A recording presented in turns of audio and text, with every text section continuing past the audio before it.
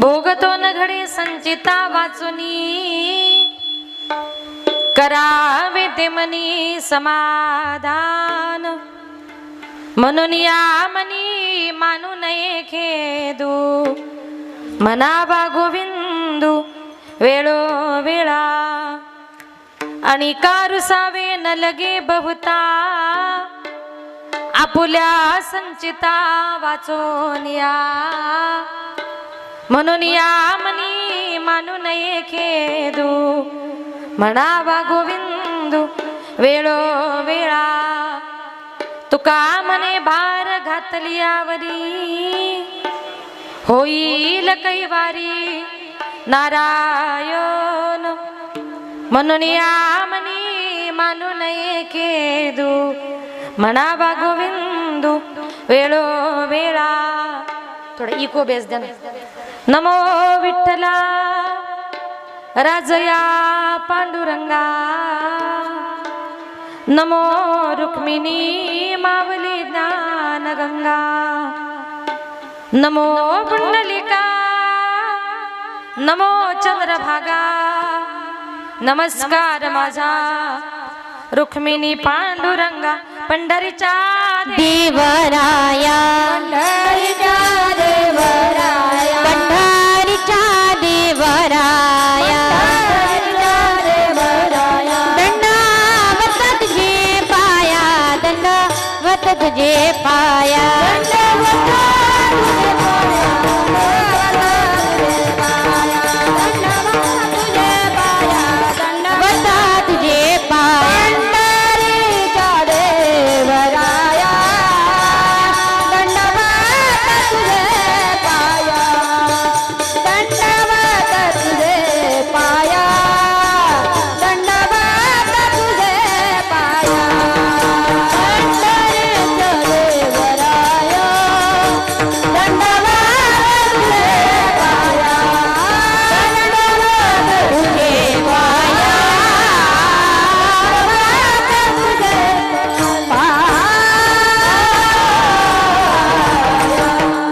पंढरीच्या देवराया दंडवत तुझे पाया अलंकापुरी रम्य सिंहासनस्थं पदंभोज तेजस्फुरदिक् प्रदेशं विधीन्द्रादिदेवाय सदा स्तूयमानं समाधिस्थमूर्तिं भजे ज्ञानदेवं मनोजवं मारुततुल्यवेगं जितेन्द्रियं बुद्धिमतां वरिष्ठं वातात्मजं वानरयूतमुख्यं श्रीरामदूतं शरणं प्रपद्ये श्रीरामदूतं शरणं प्रपद्ये चले आओ जी पवन कुमार हमारे हरि कीर्तन में चले आओ जी पवन कुमार हमारे हरि कीर्तन में चले आओ जी पवन कुमार हमारे हरि कीर्तन में चले आओ जी पवन कुमार हमारे हरि कीर्तन में चले आओ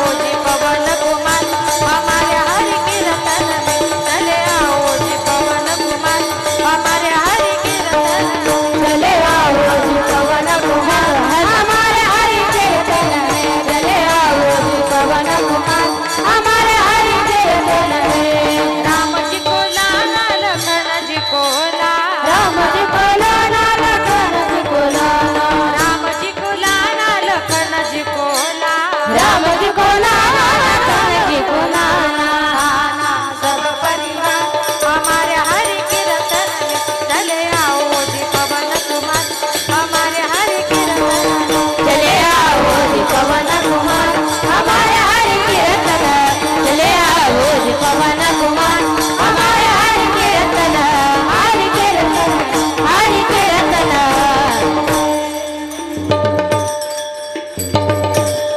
ओम नमः ज्ञानेश्वरा करुणा करा दयाळा तुमचा अनुग्रह लादलो पावन झालो चराचरी मी कळा कुसरी काहीच नेने बोलतो वचने अति भावी एका जनार्दने तुमचा दास त्याच्या पूर्वावी विठाल विठाल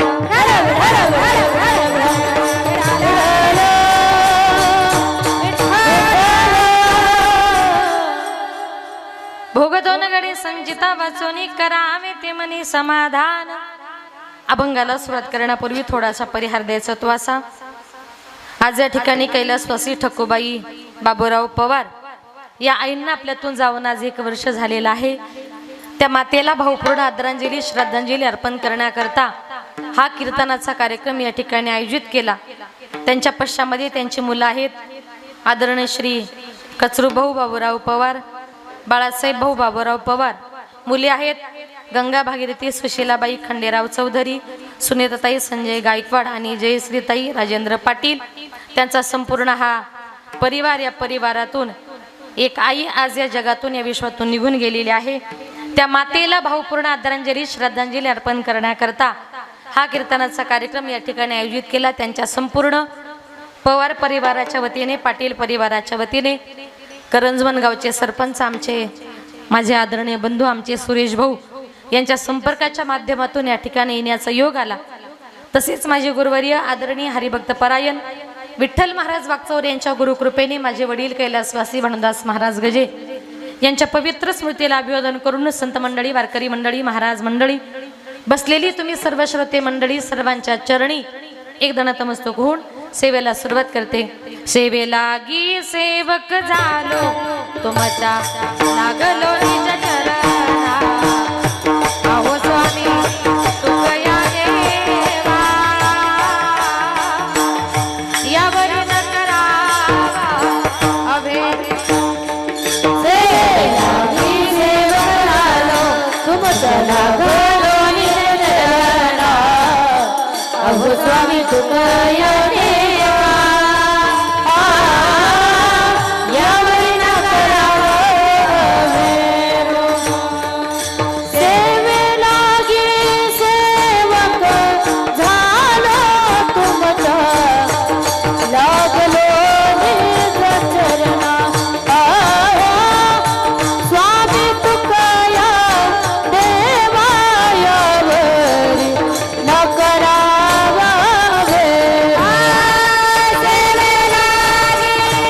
सेवक झालो तुमच्या लागलो निज चरणा, स्वामी तुकया देवा, यावरी न करावा भेद.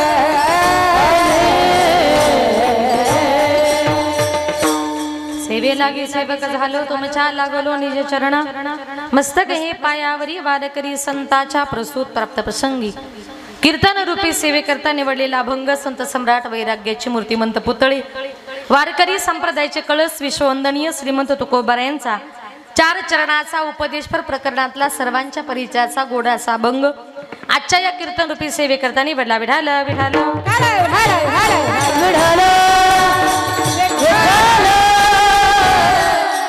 या अभंगाद्वारे माझे जगद्गुरु तुकोबाराय तुम्हाला मला सर्वसामान्य जनाला प्रत्येकाला एक उपदेश करतात.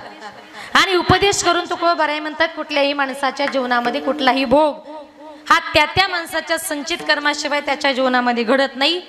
संचित कर्म म्हणजे काय? मागच्या जन्माचं साजून ठेवलेलं कर्म. आपण मनुष्य देहाने या मृत्यू लोकांमध्ये जन्माला आलो. आपण जन्माला आलो, आपल्या जन्माला कारण 3 आहेत. पहिलं म्हणजे जन्माला कारण आपलं कर्म, दुसरं म्हणजे जन्माला कारण आपली वासना, आणि तिसरं म्हणजे जन्माला कारण आपण केलेलं पाप. या 3 कारणांमुळे आपण या मृत्यू लोकांमध्ये जन्माला आलो. आता जन्माला पहिलं कारण आहे ते म्हणजे आपलं कर्म. ज्ञानोबराय म्हणतात आगा कर्मी जीवरावे तेही सुख दुःखी फळावे, आणि तया ते भोगावया यावे देहायका. ज्ञानोबराय म्हणतात आगा कर्मी जीवरावे, जे मागच्या जन्मातलं उरले ते सुखरूपी फळ असेल, दुःखरूपी असेल, आणि तया ते भोगावया यावे देहा एका. एकट्या देहाला मात्र हे सगळं कर्म भोगावं लागतं. आपलं कर्म भोगण्याकरता या जगामध्ये दुसरा मनुष्य येणार नाही. म्हणून माणसाच्या जन्मामध्ये आल्यानंतर आपल्याला कर्म नावाची गोष्ट बंधनकारक आहे. ज्याप्रमाणे आपण कर्म केलं त्याप्रमाणे आपलं कर्म हे आपल्यालाच भोगावं लागणार. काही लोक जीवन जगत असताना पटकन एखाद्याला दोष देतात आणि पटकन म्हणतात त्यानंच माझं वाटोळ केलं. पण ऐका, या जगामध्ये तो आपलं वाईट करणारा कोणीच नाही. आपलं वाईट हे फक्त आपल्या कर्माने होत असतं. समोरचा मनुष्य हा निमित्त मात्र होत असतो. आता ऐका, आपलं वाईट हे आपल्या कर्माने कसं होतं? एक मनुष्य रस्त्यानं चालला होता. एका बंगल्याच्या आवारामध्ये त्याला एक हापूस आंब्याचं झाड दिसलं. त्याने आजूबाजूला बघितलं, आंबा बघितलं की माणसाच्या तोंडाला लगेच पाणी येतं. त्याने विचार केला आजूबाजूला कोणी दिसत नाही, याच्यातला एक आंबा चोरला तर काय फरक पडतो. म्हणून तो मनुष्य तो आंबा चोरण्याकरता त्या आंब्याच्या झाडाजवळ गेला. आता पहिला प्रश्न असा, महिला मंडळ तुम्हाला बोलता येतं ना? महिला मंडळ हो तरी म्हणता येतं ना? हा, तर ऐका बघा. आता तो मनुष्य तो आंबा चोरण्याकरता त्या आंब्याच्या झाडाजवळ गेला. आंब्याच्या झाडाजवळ गेला. आता पहिला प्रश्न महिला मंडळ तुम्हाला असा आहे, आंबा बघितला कोणी? बोला ना, कोणी? कोण म्हटलं त्या माणसाने? आंबा बघितला कोणी? डोळ्याने. चालत गेले, पाय तोडला, हाताने खाल्ला, तोंडाने चव घेतली, जिभेने गेला, पोटात तृप्त झालं, मन तृप्त झालं. म्हटलं वा, आंबा किती गोड लागतोय.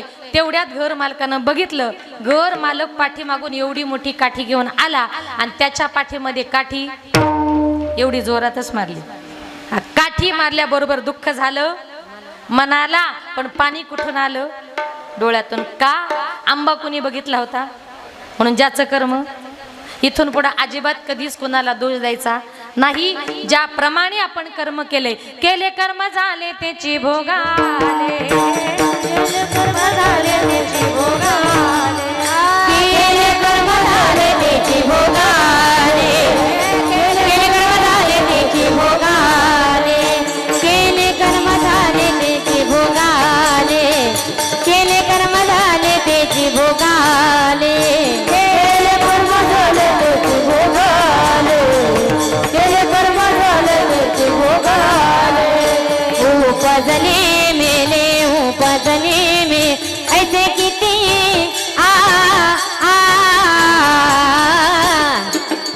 हरी मुखी गाता हरपली चिंता, हरी मुखी गाता हरपली चिंता. उपजले मेले उपजले ऐसे किती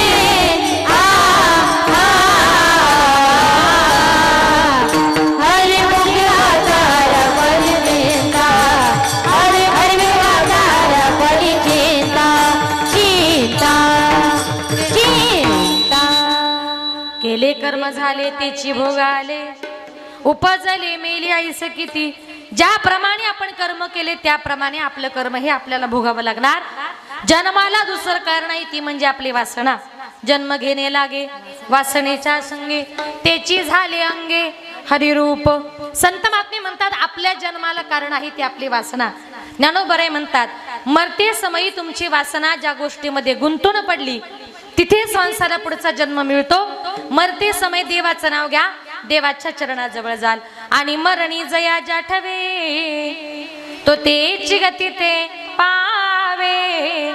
म्हणून सदा स्मरावे मातेची तुआ. ज्ञानोबराय म्हणतात मरता मरता आपली वासना जिथे जाते तिथेच माणसाला पुढचा जन्म मिळतो. आपल्या देहामध्ये जी वासना आहे ती वासना कशी आहे, त्या वासनेचं माझ्या नाथ बाबांनी गोड वर्णन केले. वासना वढाळ गाय गड्यानो, वासना वढाळ गाय, वासना वढाळ वासना वढाळ गाय, वासना वडाल गाय गड्यानो, वासना वडाल गाय, वासना वडाल गाय गड्यानो, वासना वडाल गाय, वासना वढाळ गाय गड्यानो, वासना वढाळ गाय, वासना वढाळ गाय गड्यानो, वासना वढाळ गाय, वासना वडाल गाय गड्यानो, वासना वडाल गाय, वासना वडाल गाय गड्यानो, वासना वडाल गाय.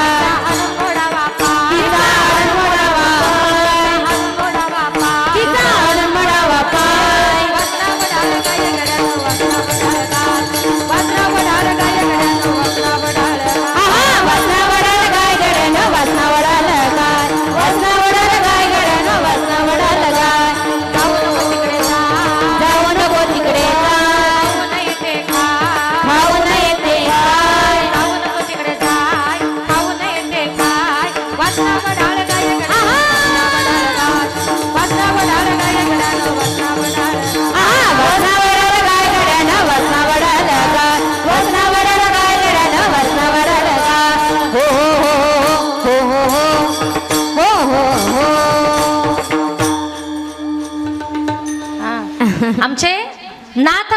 म्हणतात आपल्या देहामध्ये जी वासना आहे ती वासना ओढाळ गाय. ओढाळ गाय माहिती तुम्हाला? महिला मंडळ माहिती ना सगळ्यांना? तिला कोणीच मालक नसतो. एखाद्या शेतकऱ्याचं हिरवंगार पीक दिसलं की ती गाय त्या शेतावर जाते. आता त्या गायीला थांबवायचंय आणि पिकाला वाचवायचंय, काय करावं लागेल? त्याचं उत्तर माझ्या नाथबाबांनी पुढे दिलं. तिचा हाणून मोडावा पाय. काय म्हटले? नाथ बाबा म्हटले तिचा पाय मोडा. आता गायीला 6 पाय असतात, त्याच्यातून तिचा 1 पाय जर मोडला, गाय पुढे चालेल का? काही चुकलं का? काय चुकलं? 4च असतात म्हणजे लक्ष आहे तुमचं. हा असंच लक्ष ठेवा, चुकले तर लगेच सांगत जा. गायीला 4 पाय असतात, त्याच्यातून 1 पाय जर मोडला गाय पुढे चालणार नाही. पण कीर्तन जरा व्यवस्थित ऐका. गायीचा पाय मोडायचं म्हणजे आपल्या खऱ्या खुऱ्या गोठ्यातली गाय नाही. आपल्या देहामध्ये जी वासना रूपी गाय आहे, माणसाला नको त्या मार्गाला घेऊन जाते, नको ते खायला लावते, नको ते प्यायला लावते. पुरुष मंडळ, मी पाण्याबद्दल बोलते बरं, तुम्ही गैरसमज करू नका. बाटली घ्यायची जरा बिस्लरीची घेत जा, काचेची नको. अशी जी वासना आहे आपल्याला नको त्या मार्गाला नेते, ती वासना संत महात्मे म्हणतात जन्म घेणे लागे वासनेच्या संगे. अशी ही आपल्या देहामध्ये वासना आहे. पण या वासनेवर नामचिंतन रूपी काठीचा फटका जर बसला तर माणसाच्या जीवनातली वासना सुद्धा आकळल्याशिवाय राहणार नाही. आता ऐका, आपल्या देहामध्ये वासना कशी आहे? एका राजाने आपल्या राज्यामध्ये दवंडी पिटवली होती का जो कोणी माझ्याजवळ शेळी आहे. तुम्हाला शेळी कळते का बकरी?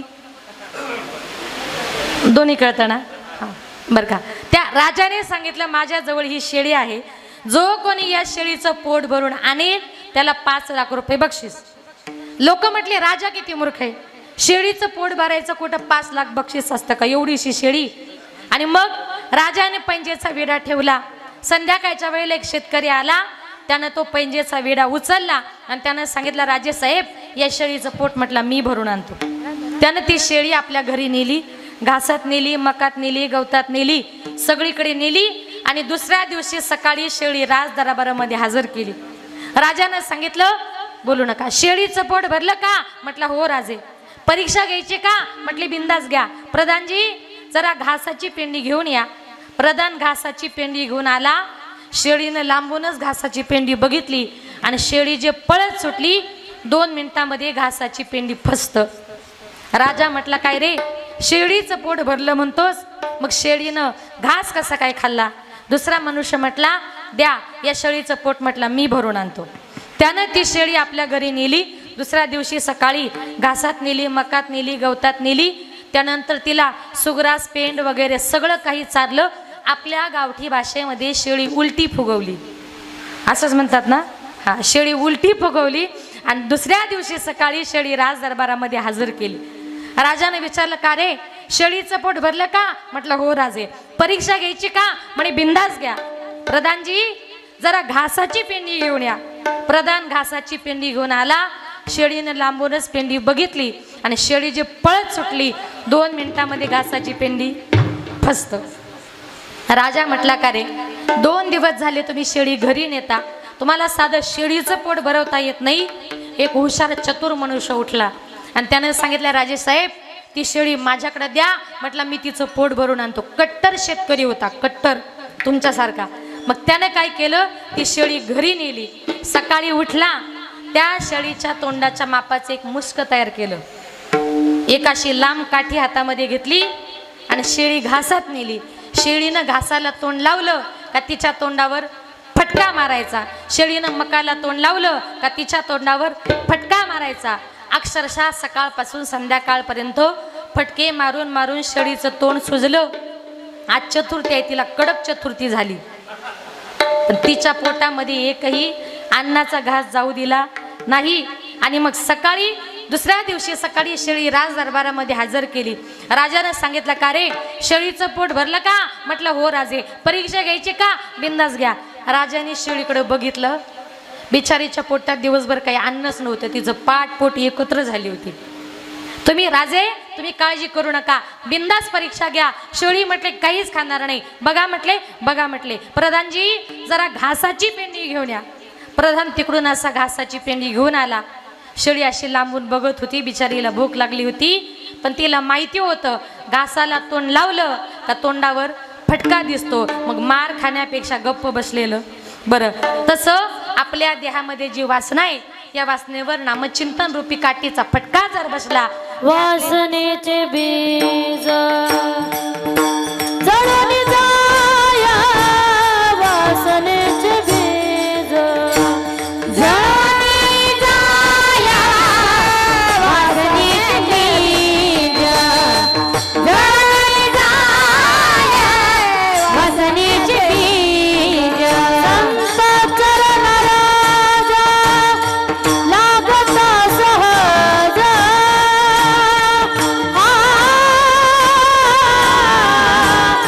वासनेचे बीज जळून जाय, वासनेचे बीज जळून जाय. संत चरण राजा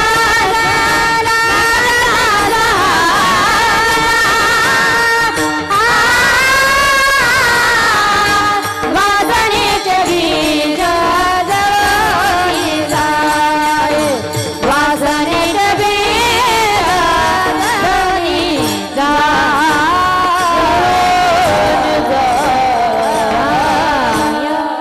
संत चरणाराज लागता सहज वासनेचे बीज जळून जाय. देवाच्या चिंतनाने संताच्या संगतीने या वासनेचा नाश होऊ शकतो. आता जन्माला तिसरं कारण आहे ते म्हणजे आपण केलेलं पाप. मूळ कारण काय आहे? जन्मायेने घडे जन्माईने घाणे पातकाचे मुळा, जन्माईने घाणे पातकाचे मुळा, जन्माईने घाणे पातकाचे मुळा, जन्माईने घाणे पातकाचे मुळा, जन्माईने घाणे पातकाचे मुळा, जन्माईने घाणे पातकाचे मुळा, जन्माईने घाणे पातकाचे मुळा, जन्माईने घाणे पातकाचे मुळा. सनचिताचा भोग आपुलिया, सनचिताचा भोग आपुलिया, सनचिताचा भोग आपुलिया, सनचिताचा भोग आपुलिया, सनचिताचा भोग आपुलिया, सनचिताचा भोग आपुलिया, जन्मायेने घाणे पातकाचे मुळा, जन्मायेने घाणे पातकाचे मुळा, जन्मायेने घाणे पातकाचे मुळा, जन्मायेने घाणे पातकाचे मुळा, जन्मायेने घाणे पातकाचे मुळा, जन्मायेने घाणे पातकाचे मुळा, जन्मायेने घाणे पातकाचे मुळा, जन्मायेने घाणे पातकाचे मुळा,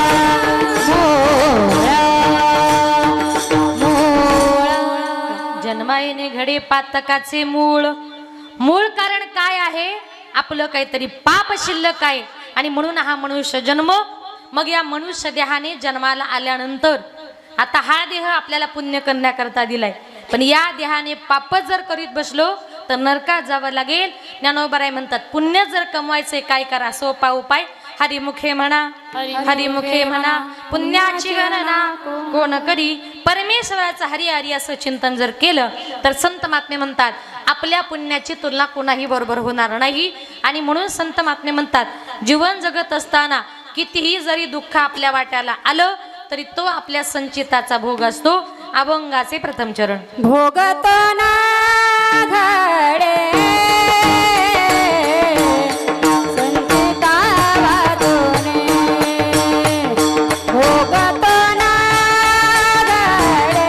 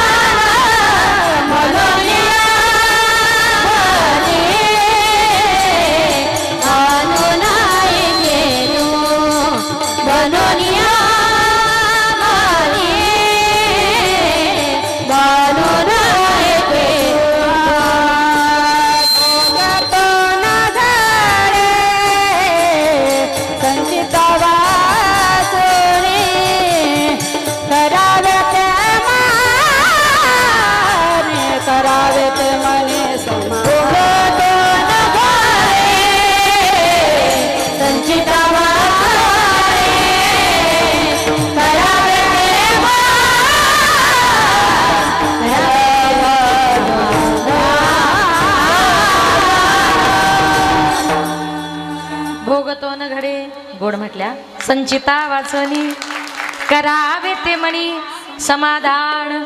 तुकोबाराय म्हटले कुठल्याही माणसाच्या जीवनामध्ये कुठलाही भोग हा त्या माणसाच्या संचित कर्माशिवाय त्याच्या जीवनामध्ये घडत नाही. आता संचित कर्म म्हणजे काय? मागच्या जन्माचं साचून ठेवलेलं कर्म. कर्म नावाची गोष्ट अजूनपर्यंत कुणाला चुकली नाही, देवादिकांना सुद्धा चुकली नाही. तुम्ही आम्ही तर सर्वसामान्य माणसं आहोत, ज्याप्रमाणे कर्म केले त्याप्रमाणे भोगावं लागणार. पण ऐका, ज्या संसारामध्ये आपण जन्माला आलोय ना, या संसारातली माणसं ही माणसाला जास्त दिवस सहन करत नाही. ऐका, म्हणजे आपण एखाद्या पाहुण्याच्या घरी पाहुणे म्हणून जर गेलो, त्यानं पाहुण्यासारखं 2 दिवसच राहायचं. अगदी एखाद्या मुलीचं लग्न झालं असेल आणि ती जरी आपल्या माहेरी गेली तरी तिने आपल्या माहेरी 2 दिवसच राहायचं. तिसऱ्या दिवशी घरातली भांडे पडायला लागले का त्या मुलीने तिथून लगेच निघायचं. का? आपली भाऊजाई सुद्धा आपल्याला सहन करत नाही. आपल्या बापाचं घर असतं पण तरी सुद्धा सहन करत नाही. का? तर संसारातली माणसं ही माणसाला जास्त दिवस ॲडजस्ट करत नाही. एक सुंदर उदाहरण सांगते बघा. एका मुलाचं नवीन लग्न झालं. नवीन लग्न झाल्यानंतर आता योगायोगाने अधिक मास आलाय. तुम्ही त्याला काय म्हणता? धोंड्याचा. जावयांना चांगला माहिती असेल, कारण जावयांची मजा असते धोंडे जेवणाची. मग आता तिनं सांगितलं की म्हटले अहो आता आपल्या मुलीचं नवीनच लग्न झालंय, आपण असं करू, आपल्या जावयांना धोंडे जेवणाकरता बोलून घेऊ, एखादा ड्रेस देऊ, एखादी अंगठी देऊ, जेणेकरून आपला जावई आयुष्यभर खुश होऊन आपल्या मुलीचा चांगल्या प्रकारे सांभाळ करेल. म्हणून त्या सासरेबुवाने आपल्या जावयाकरता पत्र लिहिलं, जावई बापू आमच्या लेकीला घेऊन धोंडे जेवणाकरता या. पण आता जावयाने पत्र वाचलं, पण जावई येताना एकटाच आला, त्यांच्या मुलीला काही बरोबर आणलं नाही. आई बापाने विचारलं आमची मुलगी, त्यानं सांगितलं घरी फार काम आहेत, नंतर कधीतरी येईल, मी आलोय ना, माझंच धोंडे जेवण करा. मग आता जावई आला म्हटल्यानंतर सासूबाईंनी 5 पकवानाचं भोजन तयार केलं.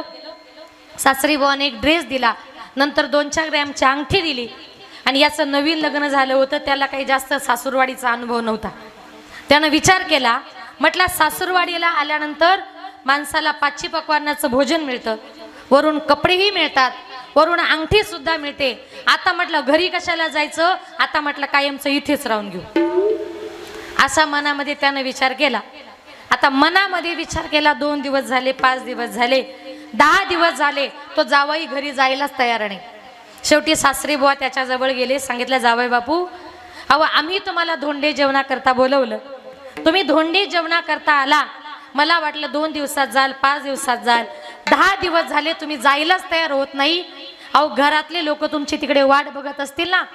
त्यानं सांगितलं सासरे बुवा तुम्हाला जर माझ्या घरातल्या लोकांची जर काळजी वाटत असेल, आपण असं करू, माझ्या सगळ्या घरच्यांना इकडेच राहायला बोलून घेऊ.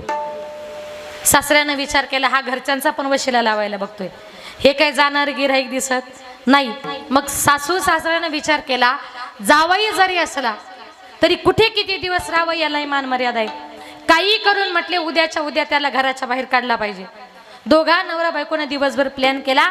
म्हणे आज रात्री तू काय करायचं, जावया करता म्हटले 5 पकवानाचं भोजन बनवायचं आणि एकाही भाजीमध्ये मीठ टाकायचं नाही. पहिला घास मी घेणार, मी तुला सांगणार का ग भाजीत मीठ कमी झालं, तू लगेच मला उलट बोलायचं, तू मला उलटी बोलली का मी तुला मारायला धावणार. आणि मग तू काय करायचं, पूर्वीच्या काळी लाईटी नव्हत्या, त्या रॉकेलच्या बत्त्या किंवा चिमण्या असायच्या, तू काय करायचं, ती बत्ती फुकून द्यायची, तू बाहेर पळून जायचं. त्या अंधाराचा फायदा घेऊन म्हटले मी जावयाचा चांगलाच काटा काढतो. असा दोघा नवरा बायकोचा प्लॅन झाला. आता संध्याकाळच्या वेळेला सासूबाईंनी 5 पकवानाचं भोजन तयार केलं. एक काही भाजीमध्ये मीठ टाकलं नाही. 3घे जण जेवायला बसले. पहिला घास सासऱ्यानं घेतला आणि तो तिला म्हणतो का ग भाजीमध्ये मीठ कमी झालं, तुला कळत नाही का, जावई जेवायला बसले, अक्कल नाही का. ती म्हटली का हो जावयाचे देखत तुम्ही माझी अक्कल काढता, तुम्हाला अक्कल आहे का. तो म्हटला का ग जावयाचे देखत तू माझी अक्कल काढते, मला उलट बोलते. रागाच्या भरात जे बायकोला मारायला धावल्याबरोबर ती उठली आणि तिनं ती बत्ती चिमणी फुकली, ती बाहेर पळून गेली. बिचारा जावई तिथंच घरामध्ये बसलेला. लगेच तो सासरा उठला त्यानं जावयाची हिप्पी आपल्या हातामध्ये पकडली आणि जे मारायला सुरुवात केली, लाताने मारू लागला, बुक्क्या मारू लागला. तो म्हणायचा, अहो मारू नका, अहो मारू नका, मी ती नाही, मी तुमचा जावई बापू. त्यानं सांगितलं, आज जावयाचा बाप जरी आला तरी मी तुला मारायचा सोडणार नाही. अंधारात जावई असा मारला, असा मारला, असा मारला, गेला तसा अजून परत कुठल्याच धोंडी जेवणाला आला. याला कारण का, जावई जरी असला कुठे किती दिवस राहावं, कसं राहावं, याला फार मान मर्यादा आहेत. आणि म्हणून संत महात्मे म्हणतात, मग आपण आपल्या सोयऱ्यांच्या गावी जर गेलो, सोयऱ्यांच्या घरी जर गेलो, ते सोयरे माणसं जास्त दिवस सहन करत नाही. या उलट तुम्ही पंढरपूरला जा, पंढरपूरला तुम्ही पंढरपुरामध्ये महिनाभर जरी जाऊन राहिलात तरी पंढरपुरातली माणसं तुम्हाला हाकलणार नाही. तो पंढरीचा पांडुरंग परमात्मा उलट तुम्हाला निवारा देईल. म्हणून जायचंय ना, जाऊ देवाची आगावा, जाऊ देवाची आगावा, जाऊ देवाची आगावा, जाऊ देवाची आगावा, देवाची आगावा, जाऊ देवाची आगावा, जाऊ देवाची आगावा, जाऊ देवाची आगावा, जाऊ देवाची आगावा, देव देईल विसावा, जाऊ देवाची आगावा, देव देईल विसावा, देव देईल विसावा, देवा सांगो सुख दुःख, देवा सांगो सुख दुःख, जाऊ देवाची आगावा, देव देईल विसावा, जाऊ देवाची आगावा, देव देईल विसावा, देव देईल विसावा, सांगो सुख दुःख, देवा सांगो सुख दुःख, देवा सांगो सुख दुःख, दुःख दुःख दुःख. जायचंय ना, जाऊ देवाची आगावा, देव देईल विसावा. पंढरपूरला जा, तो देव तुम्हाला निवारा दिल्याशिवाय राहणार नाही. आणि मनातलं सुख दुःख सांगायचंय, कुणाला सांगा, माझ्या पांडुरंग परमात्म्याला सांगा. देव निवारील भूक. तुम्ही पंढरपुरामध्ये महिनाभर जरी जाऊन राहिलात ना, तुमच्या 2 वेळेच्या अन्नाची सोय सुद्धा माझा पांडुरंग परमात्मा केल्याशिवाय राहणार नाही. आणि म्हणून संत महात्मे म्हणतात, जीवनामध्ये संसाराला किंमत देण्यापेक्षा भगवान परमात्म्याच्या चिंतनाला किंमत द्या. म्हणून आपण ज्याप्रमाणे कर्म केले, आता हा संचिताचा भोग असतो, ज्याचं त्याचं कर्म, ज्याचा त्याचा भोग, हा ज्याला त्याला कसा भोगावा लागतो आहे का. एक दिवस माझे संत सज्जन महाराज जगन्नाथपुरीची रथयात्रा करण्याकरता मुक्काम दर मुक्काम करत करत निघाले होते. संध्याकाळच्या वेळेला एका गावामध्ये मारुतीचं मंदिर दिसलं, म्हणून महाराज त्या मंदिरामध्ये मुक्कामा करता थांबले.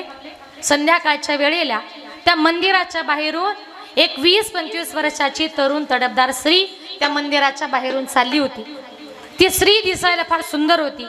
महाराजांचं वय सुद्धा 20-25 वर्षाचं होतं आणि महाराजही दिसायला फार सुंदर होते. त्या बाईनं त्या महाराजांना मंदिरामध्ये बघितलं आणि ती बाई त्या महाराजांच्या प्रेमामध्ये पडली. मंदिरात गेली, सांगितलं, महाराज आपण कोण? त्यांनी सांगितलं, या देहाला सद्द सज्जन महाराज असं म्हणतात. आला तर कुठून? ओरिसा प्रांतातून आलोय. चालला तर कुठे? जगन्नाथपुरीची रथयात्रा करण्याकरता चाललोय. रात्रीचा मुक्काम. म्हटले तुमच्याच मंदिरात. भोजनाची व्यवस्था गावकरी जे देणार तेच खाणार, नाही कुणी दिलं तर पाणी पिऊन तसाच उपाशी झोपणार. त्या बाईनं सांगितलं, महाराज तुम्ही आमच्या गावचे अतिथी आहात, कोणीतरी तुम्हाला देणार मग तुम्ही खाणार, नाही कोणी दिलं तर तुम्ही उपाशी झोपणार. त्यापेक्षा महाराज तुम्ही असं करा, माझ्या घरी चला, मी तुमच्याकरता 5 पक्वान्नाचं भोजन बनवते. सज्जन महाराजांनी सांगितलं, बाई आम्ही संन्यासी माणसं, कोणा संसार एकाच्या घरी जात नाही, असं करू नका महाराज, माझ्या घरी चला, तुमच्यासारख्या साधू संतांचे पाय जरा आमच्या दाराला लागू द्या. साधू संत येती घरा तोची दिवाळी दसरा. आता असं म्हटल्यानंतर ती बाई खूप विनंती करत होती. महाराजांनी विचार केला, बाई चांगली वाटते, धार्मिक वाटते. महाराजांनी सांगितलं, तुम्ही इतका आग्रह करताय ना माई, तुम्ही पुढे व्हा, मी तुमच्या घरी भोजन करण्याकरता येतो. संध्याकाळच्या वेळेला महाराज भोजन करण्याकरता गेले. भोजन वगैरे करून झालं, महाराज हात धुण्याकरता बाहेर गेले आणि तेवढ्यात धो धो धो धो पाऊस पडायला सुरुवात झाली.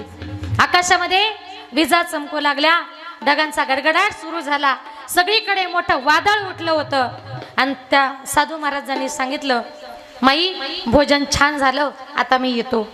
तिनं सांगितलं, महाराज आता भोजन तर केलंय, आता फक्त एक रात्र मुक्कामाचा प्रश्न आहे. अशा पावसात महाराज तुम्ही मंदिरात जाऊ नका, तुम्ही भिजणार. महाराज सकाळी मी तुम्हाला अडवणार नाही, तुम्हाला पहाटे वाटेल तेव्हा तुम्ही उठून जा, पण एवढ्या रात्री महाराज पाया पडते मी तुमच्या, तुम्ही एवढ्या रात्री जाऊ नका. पाऊस इतका पडत होता का सज्जन महाराजांचा नाविलाज झाला होता. महाराज त्या बाईच्या घरी मुक्काम करता थांबले आणि रात्री महाराज झोपले. झोपल्यानंतर 2:30च्या सुमारास आपला पती गाढ झोपलेला बघितला आणि ती बाई सज्जन महाराजांच्या रूम मध्ये गेली. महाराजांच्या अंगाला स्पर्श केला, सांगितलं, उठा महाराज. त्या महाराजांनी सांगितलं, बाई अहो तुमचे पती घरामध्ये असताना तुम्हाला भीती वाटत नाही का? मग त्यावेळेला तिने सांगितलं, महाराज तुम्हाला माझ्या पतीची भीती वाटते का?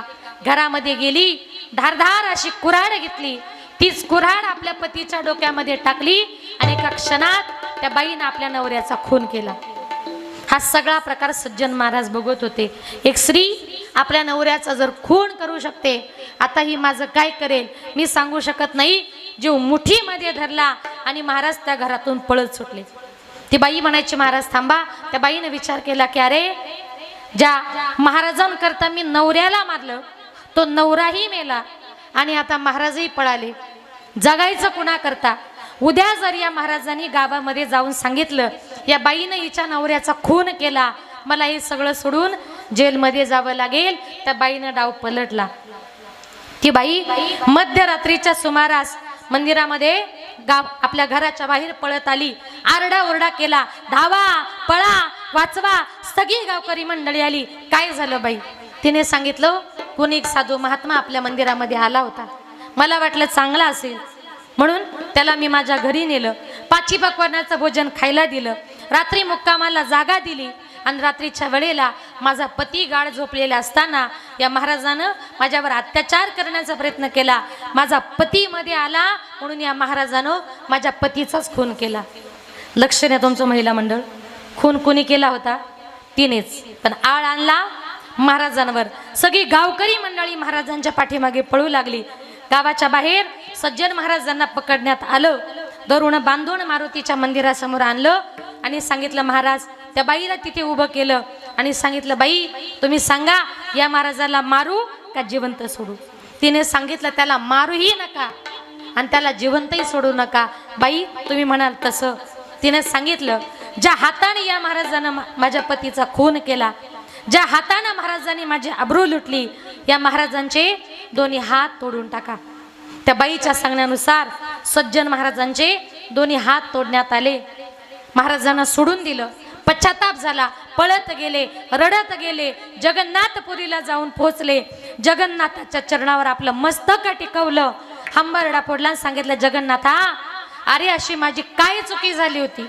मी तुझी यात्रा करण्याकरता निघालो होतो, मी त्या मारुतीच्या मंदिरामध्ये मुक्कामाला होतो, ती बाई तिथे आली, तिने मला घरी भोजनाचा आग्रह केला, तिनेच माझ्यावर जबरदस्ती करण्याचा प्रयत्न केला, तिने तिच्या पतीचा खून केला आणि सगळा खोटा खोटाळ माझ्यावर आणि माझे 2 हात तोडले गेले. त्या गावासमोर माझा किती मोठा अपमान झाला. जगन्नाथा अरे याच्यामध्ये माझी काय चुकी? जगन्नाथाने सांगितलं, सज्जन महाराज शांत व्हा. आज तुमचे हे जे 2 हात तुटले ना, हे तुमचं आत्ताचं नाही, तुमचं मागच्या जन्माचं संचित कर्म आहे. मग त्यावेळेला सज्जन महाराजांनी सांगितलं, जगन्नाथा अरे मागच्या जन्मामध्ये मी असं काय केलं का ज्याच्यामुळे माझे या जन्मात 2 हात तुटले गेले? जगन्नाथाने सांगितलं, ऐका सज्जन महाराज, मागच्या जन्मामध्ये तुम्ही एक संन्यासी साधू होतात. ज्या बाईच्या घरी तुम्ही मुक्कामाला होते, ती बाई मागच्या जन्मात एक गाय होती. तिचा पती मागच्या जन्मात कसाई होता. तो कसाई एक दिवस त्या गाईला घेऊन चाललेला असताना त्याच्या हातून ती गाय सुटली. कुठे पळाली त्याला कळेना. तुम्ही तिथून चालला होतात आणि त्या कसायाने तुम्हाला विचारलं, महाराज माझी गाय इथून पळताना बघितली का? तुम्ही उजव्या हाताचा संकेत केला आणि सांगितलं, हो तुमची गाय या दिशेला गेली. त्या गाईला सुद्धा समजलं की या महाराजानंच माझा पत्ता सांगितला. जर या महाराजानं माझा पत्ता सांगितला नसता तर माझा जीव वाचला गेला असता. पण या महाराजानं माझा पत्ता दाखवल्यामुळे हा कसाई मला आता कत्तलखान्यात नेईल, माझी कत्तल करेल. पण महाराज तुमच्यामुळे माझा आज जीव जात आहे, या जन्मात नाही पण पुढच्या जन्मात का होईना मी तुमचा काटा काढल्याशिवाय राहणार नाही. म्हणून मागच्या जन्मातला काटा काढण्याकरता ती बाई, ते मागच्या जन्मातली गाय या जन्मामध्ये बाई झाली. तो जो कसाई होता ना, तो या जन्मात तिचा नवरा झाला आणि मागच्या जन्मामध्ये त्यानं तिला कत्तलखान्यात कापल्यामुळे या जन्मामध्ये तिनं त्याला घरात कुऱ्हाडीनं कापला. म्हटले दोघांमध्ये माझी चुकी काय? तुमची चुकी एकच, हिंदू धर्मामध्ये गो मातेला पवित्र मानतात. गो हत्येसारखं मोठं पातक नाही. त्या दिवशी महाराज तुम्ही एका हाताने जर गाय दाखवली नसती तर कदाचित त्या गोमातेचा जीव वाचला गेला असता. पण मागच्या जन्मामध्ये एका हाताची शिक्षा, या जन्मामध्ये गो हत्याचं पातक तुम्हाला लागलं. त्या गायीमुळे त्या बाईमुळे तुमचे 2 हात तुटले गेले. म्हणून भोगतो न घडे संचिता वाचुनी करावे ते मनी समाधान. आणि म्हणून संत महात्मे म्हणतात आपल्या वाट्याला जे आलंय नाही ते कुणाला चुकवता येत नाही. करावे ते मनी समाधान. जीवनामध्ये जरा समाधान मानायला शिका. भगवान परमात्म्याने जेवढं दिले ते विले आनंद तैसेचे राहावे, ते विले आनंद तैसेचे राहावे, ते विले आनंद तैसेचे राहावे, ते विले आनंद तैसेचे राहावे, ते विले आनंद तैसेचे राहावे, ते विले आनंद तैसेचे, ते विले आनंद तैसेचे राहावे, ते विले आनंद तैसेचे राहावे. चित्ती असू जावे समाधान, समाधान, समाधान. चित्ती असू जावे समाधान, समाधान, समाधान. ते विले आनंद तैसेचे राहावे, ते विले आनंद तैसेचे. चिरती असू द्यावे समाधान, समाधान, चित्ती असू द्यावे समाधान, समाधान, ते विले आनंद तैसेचे राहावे, ते विले आनंद तैसेचे राहावे, राहावे, राहावे. संत महात्मे म्हणतात भगवान परमात्म्याने आपल्याला जेवढं दिले त्याच्यामध्ये समाधान मानायला शिका. ठेविले अनंते तैसेची राहावे, चित्ती असू द्यावे समाधान. आणि म्हणून जरा चित्ताला मनाला थोडंसं समाधान मानायला शिका. भगवान परमात्म्याने आपल्या नशिबाने आपल्याला बंगला, गाडी, ऐश्वर्य, संपत्ती जी काही दिलेली आहे ती तुम्हाला मला प्रत्येकाला आपल्या नशिबानं मिळत असते. म्हणून नशिबापेक्षा जास्त आणि वेळेच्या अगोदर जीवनामध्ये माणसाला कधीच काही मिळत. जे आपल्या नशिबात आहे ते कोणी चुकवू शकत नाही. आणि म्हणून तुकोबाराय म्हणतात भोगतो न घडे संचिता वाचवणी करावे ते मनी समाधान. मनाला समाधान मानायला शिका. जीवन जगत असताना कितीही जरी दुःख आपल्या वाट्यात मनोनी अमानी मनो नाही खेदू, मनोनी अमानी मानो नाही खेदू, मनोनी अमानी मनो नाही खेदू, मनोनी अमानी मानो नाही खेदू.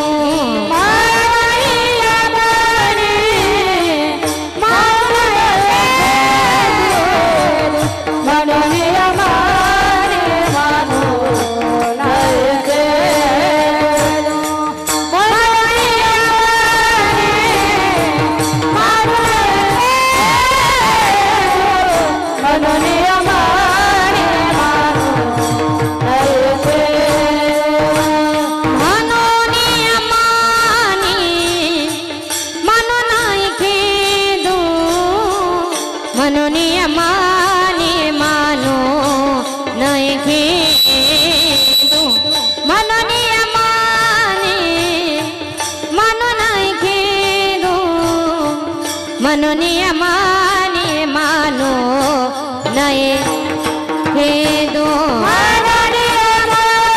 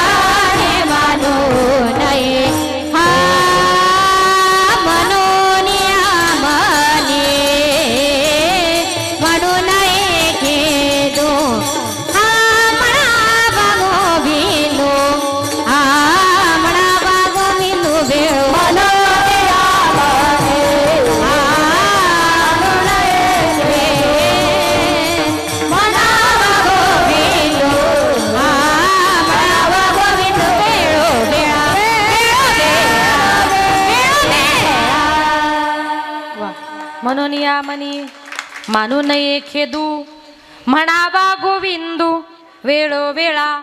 तुकोबाराय म्हणतात, जीवन जगत असताना आपल्या वाट्याला कितीही जरी दुःख आलं तरी त्याचं दुःख मनामध्ये बाळगायचं नाही. आपल्याला काय करायचंय, म्हणावा गोविंदू वेळोवेळा.